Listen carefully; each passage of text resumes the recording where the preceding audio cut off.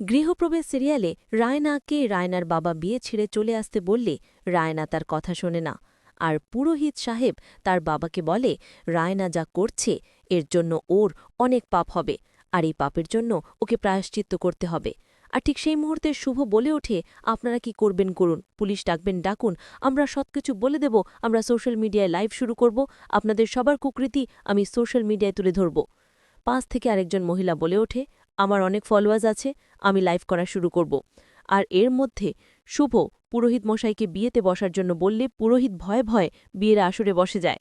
আর ঠিক সেই সময় রায়নাদের পুরোহিত রায়নার বাবাকে বলে, এখন আপনার কাজটা শুরু করুন আপনি।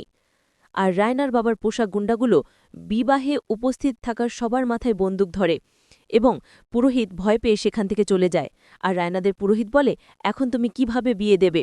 ঠিক সেই সময় শুভলক্ষ্মীকে বলে ওঠে, কেউ না দিক বিয়ে, আমি নিজেই পুরোহিত হয়ে বিয়ে দেব। আর এই বলে যখন বিয়ে দেবার জন্য প্রস্তুত হয়, ঠিক সেই সময় রায়নার বাবা শুভলক্ষ্মীকে হুমকি দেয় যে আমি কিন্তু সবকিছু জ্বালিয়ে পুড়িয়ে শেষ করে দেব, আর এর জন্য তুমিই দায়ী থাকবে। আর রায়নার বাবা ওপর দিকে ঠিক সেই সময় মশাল ছুঁড়ে মারলে আদৃত এসে ধরে নেয় এবং শুভ আগুন থেকে রক্ষা পায়। তো বন্ধুরা, গৃহপ্রবেশ সিরিয়াল ভালো লাগলে পেজটি ফলো করে অবশ্যই পাশে থাকুন।